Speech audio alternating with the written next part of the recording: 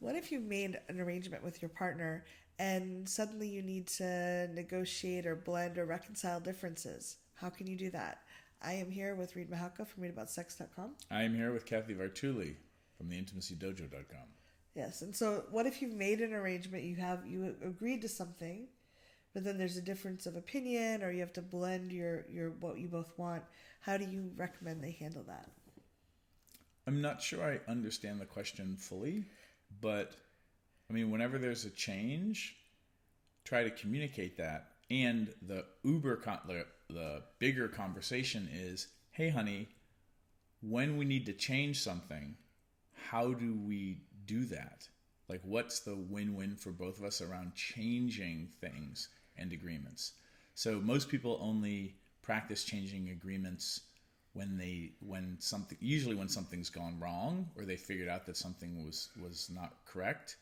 But you can have a bigger conversation about what works really well for both of you around needing to change things. Because what sometimes you find out is some people are like, oh, well, if it's in this category, do whatever you want. You can tell me later.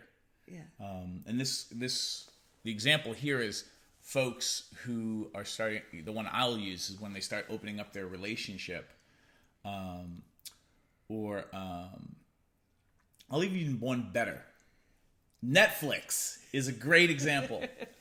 Allison, this is true. Yeah. Allison texted me yesterday saying, hey, I watched the first episode of The Punisher on Netflix to see if we should watch it.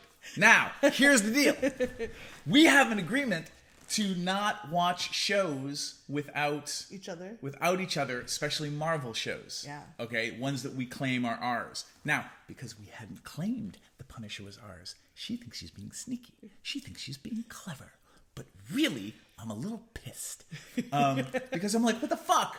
Like, and it's not that big of a deal. Yeah. So I can be upset, and I can be like, ah, and then I can be like, all right, it's not that big of a deal. Should we watch it? Did you like the fucking pilot episode of the second season? Honey? Lover? And then I'm like, okay, well then I'll watch it, and then we'll probably watch it together. This is also kind of made okay because Iron Fist sucked. It was horrible. I still loved watching it, but it was so bad. So, it's okay. It's okay. I'm fine. I'm over it. Now I feel better. I feel better that I shared this with all of you. However, if this was hey,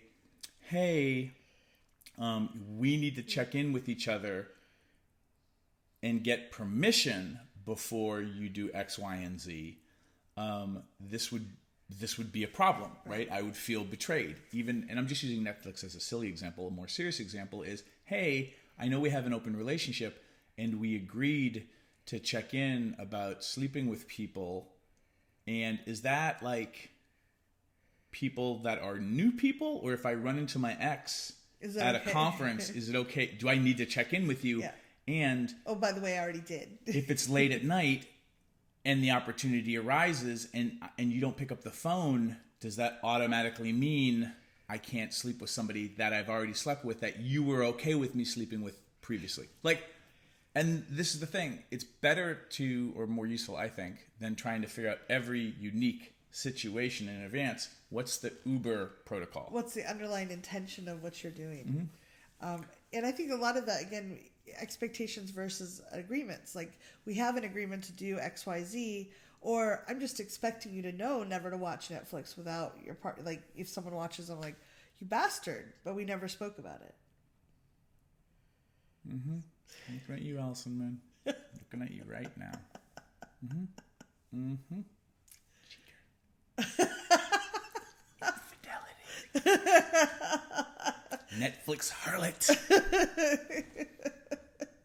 Is that what harlot means? I don't know. I'm not.